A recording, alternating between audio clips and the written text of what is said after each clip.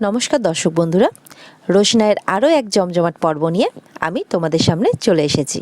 তো চলো, বাংলা সিরিয়াল সমাচারে স্বাগত জানিয়ে আজকের রোশনাইয়ের পর্ব নিয়ে আমি আলোচনা শুরু করছি। গল্পের শুরুতে আমরা দেখতে পাচ্ছি রোশনাই বলে, আমার মায়ের নাম সুদর্শনা আর আমার মাসির নাম সুরঙ্গমা মুখার্জি। এটা শুনে তো গরিমা আর সুরঙ্গমা পুরো চমকে ওঠে। ওখানে উপস্থিত সমস্ত দর্শক অবাক হয়ে যায়, মিডিয়া অবাক হয়ে যায়, এমনকি মিস্টার সুরিয়াও সুরঙ্গমার দিকে তাকায়। আরণ্যকও দেখা যাচ্ছে বেশ খুশি হয়। এমনকি রোশনাইয়ের এই কথা শুনে সবাই হাততালি দিয়ে ওঠে। রোশনাই আরও বলে, গরিমা মুখার্জি আমার দিদি হয়, আমার বড় বোন, আর আমি না চাইলেও আমার মধ্যে নাচ থাকবে। আমার জীবনে যেরকম ট্র্যাজেডি আছে সেরকম সুরঙ্গমা মুখার্জির জীবনেও আছে। সুরঙ্গমা তো সমানে রোশনাইয়ের দিকে তাকিয়ে থাকে, কারণ আমার পরিবার আর ওনার পরিবার তো এক। কিন্তু আমার জীবনে আমার মায়ের মৃত্যুর আগেও একটা ট্র্যাজেডি হয়েছিল, যখন আমার বাবা আমাকে এবং আমার মাকে কোনো স্বীকৃতি দেয়নি। এটা শুনে সবাই একটু অবাক হয়। আমি শুনেছি তিনি একজন বিশিষ্ট নৃত্যশিল্পী, কিন্তু তিনি কে, কি, তার নাম কি, আমি সেগুলো কিচ্ছু জানি না। তো যেদিন আমি জানতে পারবো সেদিন আমি তার মুখোমুখি হয়ে তার চোখে চোখ রেখে আমি জিজ্ঞেস করব, উনি আমাকে এবং আমার মাকে কেন স্বীকৃতি দেননি, কি অপরাধ ছিল আমাদের। এটা শুনে আরণ্যকের চোখে জল আসে। সেই কারণে এত অপমান, এত অসম্মান সহ্য করতে না পেরে তারই পরিবারের কাছ থেকে পাওয়া লাঞ্ছনার শিকার হয়ে, অপমানের শিকার হয়ে তিনি আত্মহত্যা করেন। এক কথায় আত্মহত্যা করতে তিনি বাধ্য হন। তিনি আমার মাকে হত্যা করেছেন। তাই আমি মনে করি আমার মায়ের আত্মা সেদিনই শান্তি পাবে যেদিন আমি ওই মানুষটার মুখোশটা সমাজের সামনে তুলে খুলে দিতে পারবো।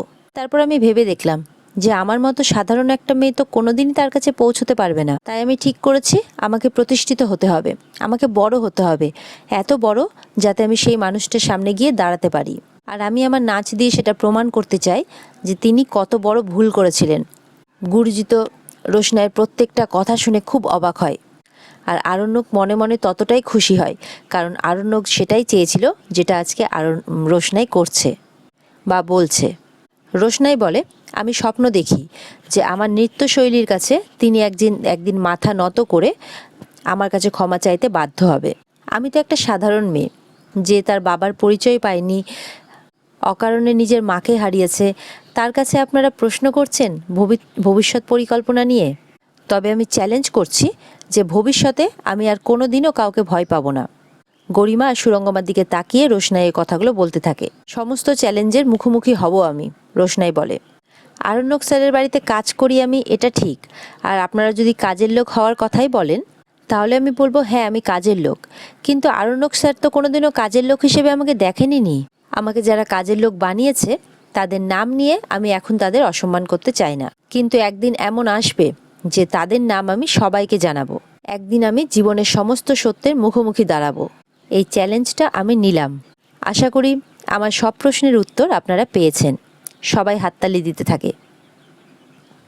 এদিকে দেখা যাচ্ছে আরণ্যকের বাড়িতে সবাই গল্প করছে। তখন মিনির বাবা আরণ্যককে বলে, কি ব্যাপার, তোরা তো ফিরতে রাত হলো যে? আরণ্যক বলে, আর বলো না, পরপর একটু মিটিংস ছিল তাই জন্য। ঠাম্মি বলে, ছোটু তো এখনো রোশনাইকে নিয়ে এলো না। আরণ্যক তখন বলে, চলে আসবে, কিছুক্ষণের মধ্যে হয়তো চলে আসবে। বাবলু বলে, তুই ওখানে গেছিলিস নাকি? তনুশ্রী বলে, ও যদি যেত তাহলে তো ছোটু ওর সাথেই ফেরত আসতো। ও তো যাবে নাই বললো। বাদশা, তুমি গেছিলে নাকি ওখানে? আরণ্যক বলে, উফ, আর বলো না মা। রাজা তখন বলে, কেন? তুই তো তোর চাকরিটাকে প্রাণ দিয়ে বেশি ভালোবাসিস। আরণ্যক বলে, এখন পর্যন্ত ঠিক ছিল, কিন্তু ওরা আমাকে অফিস থেকে বিদেশে পাঠাতে চাইছে একটা প্রজেক্টের জন্য। এটা শুনে তো তনুশ্রী খুব খুশি হয়ে যায়, বাবলুও, বাড়ির প্রত্যেকেই। জাহ্নবী বলে, বাহ, খুব ভালো খবর। গরিমা জানে? ওকে বলেছ? গরিমার নাম শুনেই যেন আরণ্যক চুপ করে গেল। তনুশ্রী বলে, তোমার সাথে গরিমার বিয়ে হওয়ার কথা হলো আর এখনই তুমি বিদেশ যাওয়ার খবর পেয়ে গেলে? দারুণ খবর। আরণ্যক বলে, এতদিন ধরে আমি ভাবছিলাম যাওয়ার কথা, কিন্তু এখন যখন আমি শিওর হয়েছি তখন ভাবছি যে তোমাদেরকে খুব মিস করব। ঠাম্মি বলে, কেন, একেবারেই কি চলে যাচ্ছ নাকি? যাবে, আসবে, মাঝে মধ্যে আসা যাওয়া করবে। ভালোই হয়েছে, ভালো সময়ে অফিস একটা দারুণ সিদ্ধান্ত নিয়েছে। আমরা কিন্তু খুব খুশি হয়েছি, ঠাম্মি বলে। তনুশ্রী বলে, আমরা তো খুব খুশি হয়েছি। আর গরিমার তো বরাবরেরই ইচ্ছে ছিল বাইরে যাবে, তোমারই তো ইচ্ছে ছিল। তনুশ্রী বলে, তোমার এত খারাপ লাগছে কেন বলো তো বাদশা? তখন বাদশা বলে, না না, দুঃখ হচ্ছে না মা, আসলে তোমাদেরকে ছেড়ে যাবো তো ওই জন্যই খারাপ লাগছে। মিনির বাবা বলে, দেখ বাদশা, তুই চলে গেলে তো বাড়িটা একদম ফাঁকা হয়ে যাবে রে। বাবলু বলে, তুই কি চাস রে বর্দা, এক্স্যাক্ট কি চাস, যে আমার সব ছেলেমেয়েরা তোর মেয়ে মিনির মতো হয়ে যাক নাকি? কোনো কাজ নেই, সারাদিন শুধু বাড়িতে বসে খাক, তাই তো? মিন্নির বাবার খারাপ লাগে, বলে, শোন বাবলু, মিনির বাবা হওয়াটা যে কতটা দুঃখের, কতটা কষ্টের, সেটা আমি আর তোর বড় বৌদি ছাড়া বোধহয় কেউ জানে না। এত বড় একটা মেয়ে, কিন্তু সে একা রাতে ঘুমোতে পারে না, তাকে গল্প বলে গল্প শুনিয়ে ঘুম পাড়াতে হয়। আর তুই বলছিস যে আমি চাইবো যে এই বাড়ির সব ছেলে মেয়েরা মিনির মতো হয়ে যাক? আরণ্যক বলে, জেঠু তুমি দাঁড়িয়ে আছো কেন, তুমি বসো। তখন জেঠু বলে, না না, আমি ঠিক আছি রে। বাবলু এসব কি কথা বলছে বলতো, কি বলছে ও? ওর মাথা ঠিক আছে তো? ওকে ভুলে গেল যে ছোটবেলায় আমরা একসঙ্গে বড় হয়েছি, এক জামা কাপড় ভাগাভাগি করে পড়েছি? ও সব ভুলে গেল? বাবলু তখন বলে, পুরনো কাসন্দি ঘেটে না দাদা কিছু হয় না, জীবনের মানে হচ্ছে এগিয়ে যাওয়া। অতীতের দিকে তাকিয়ে না কিছু হয় না, ভবিষ্যতের দিকে তাকাও। আপনার ভাই একই জামা কাপড় ভাগ করে পরেও কিন্তু কত সাকসেসফুল লয়ার হয়েছে, আর আপনি একবার নিজের দিকে তাকিয়ে দেখুন। তনুশ্রী বলে, একটা সাধারণ শাড়ির দোকানে চাকরি করেন। আরণ্যক বলে, মা তুমি এসব কি বলছো? তখন আরণ্যকের জেঠু বলে, মানে মিনির বাবা, হ্যাঁ আমি একজন একটা শাড়ির দোকানে সাধারণ কর্মচারী, সাধারণ চাকরি করি, আর আমার ভাই এত বড় একজন লয়ার।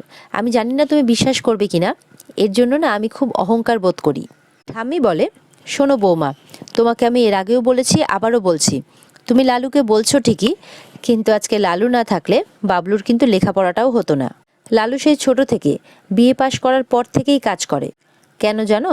যাতে এই সংসারটা ভালোভাবে চলে, বাবলু ভালোভাবে লেখাপড়া করতে পারে, ভালোভাবে পড়াশোনা করতে পারে।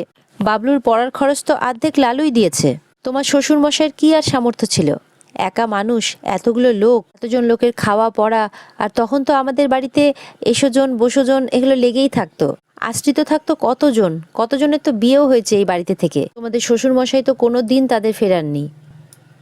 লালু তখন কি বলল জানো?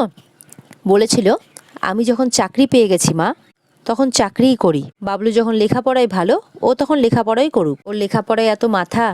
তখন আরণ্যক বলে, তোমার যেমন বাবার কথা ভাবলে অহংকার হয়, ঠিক তেমন তোমার কথা ভাবলে আমারও অহংকারে বুক ফুলে ওঠে। এটা শুনে মিনির বাবা খুব খুশি হয়, আর বাবলু আবার অবাক চোখে আরণ্যকের দিকে তাকায়। তোমার মতো মানুষ আমাদের পরিবারে রয়েছে বলেই এত ঝড় ঝাপটা আমরা কিছুই বুঝতে পারি না। টাকা রোজগার করাটা সবকিছু নয় জেঠু, তুমি যে কত দিক থেকে কত কি সামাল দাও তুমি সেটা নিজেও জানো না। আচ্ছা বড় মাকে দেখতে পাচ্ছি না, আরণ্যক বলে।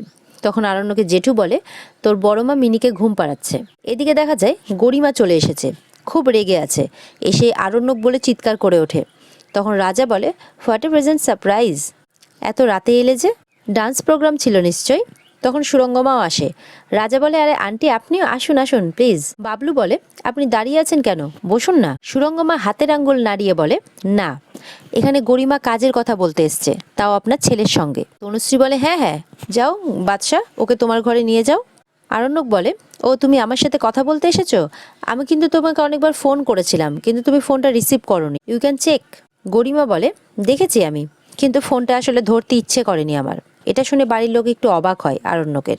সুরঙ্গমা বলে, এত কিছু হওয়ার পরও জিজ্ঞেস করছো তুমি কেন?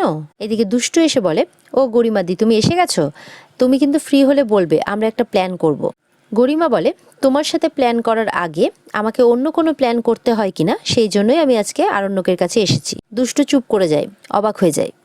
গরিমা বলে, তো বলো আরণ্যক, প্রোগ্রামে গেছিলে কেন তুমি? এটা শুনে তো আরণ্যকের বাড়ির লোক অবাক হয়ে যায়। আর গেছিলেই যখন, তখন আমার সাথে দেখা কেন করলে না?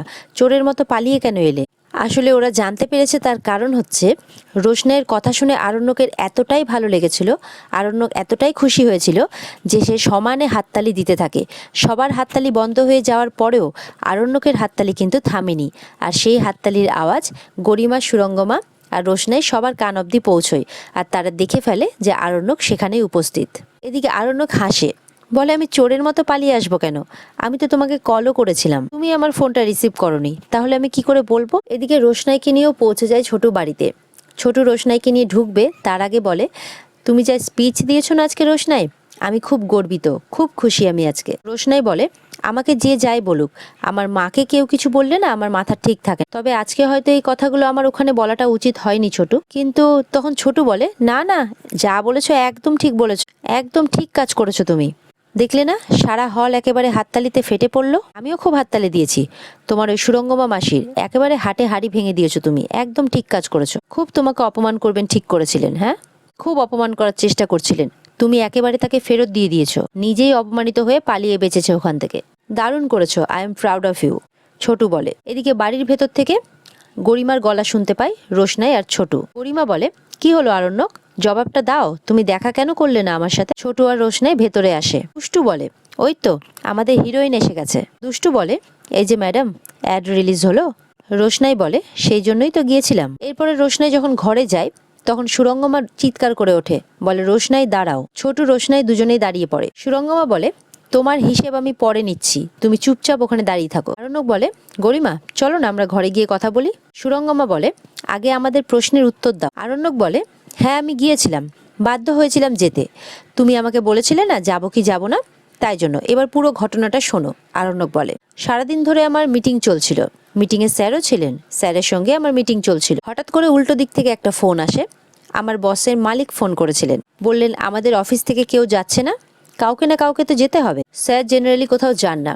আমাকে বললেন, আমি তো কালচারাল ডিপার্টমেন্টের অর্গানাইজার, আমি তো কোঅর্ডিনেটর, তুমি চলে যাও।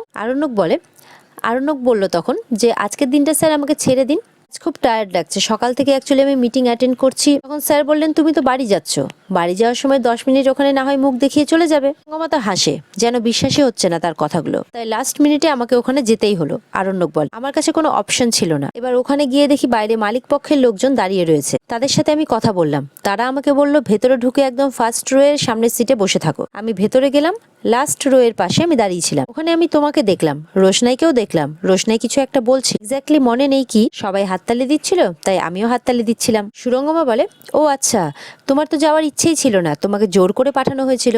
আর ওখানে গিয়ে তুমি এমনই হাততালি দিচ্ছিলে যে হাততালি থামছিলই না। আরণ্যক বলে, আপনি আর বলবেন না, আমি এমন একটা অকওয়ার্ড সিচুয়েশনে পড়ে গিয়েছিলাম যে আপনাকে কি বল। সকাল থেকে মিটিংস অ্যাটেন্ড করেছি, এত টায়ার্ড হয়ে পড়েছি না যে আমি খেয়ালই করিনি। আমি একটা ঘোরের মধ্যে ছিলাম, খুব ঘুম পাচ্ছিল আমার। রিমা চুপচাপ দাঁড়িয়ে দেখতে থাকে আরণ্যককে। আরণ্যক বলতেই থাকে, কখন যে সবার হাততালি থেমে গেল আমি নিজেই বুঝতে পারিনি, আমার মাথায় খেয়ালই করেনি। তাই জন্য আমি এতটাই এম্বারেসড হয়ে ওখান থেকে চলে গেলাম। ওখানে আমি তোমাকে দেখেছিলাম Garima, by the way you are looking fantastic, দারুণ লাগছিল দেখতে তোমাকে। আর রোশনাইকেও দেখলাম, রোশনাই মনে কিছু একটা বলছিল, I don't remember exactly what. Jahnavi তখন বলে, সুরঙ্গমা আন্টি আপনি বলুন না কি হয়েছে। সুরঙ্গমা বলে, মানে কি হয়েছে? এতক্ষণ এতগুলো কথা হওয়ার পরেও তুমি বলছো কি হয়েছে? তুমি কিছু বুঝতে পারছো না? তোমরা কেউ কিছু বুঝতে পারছো না যে একটা বড় সড়ো ভুল হয়েছে? সুরঙ্গমার রিয়াকশন দেখে বাড়ির সবাই বেশ অবাক হয়ে যায়। রোশনাইও চুপ করে সবটা শুনতে থাকে। আর এখানে আজকের পর্ব শেষ হয়ে যায়। তো বন্ধুরা, কেমন লাগলো তোমাদের আজকের পর্ব? দেখা হচ্ছে তোমাদের সাথে আগামীকালকে আরও এক জমজমাট পর্ব নিয়ে। ততক্ষণ তোমরা ভালো থেকো, টাটা।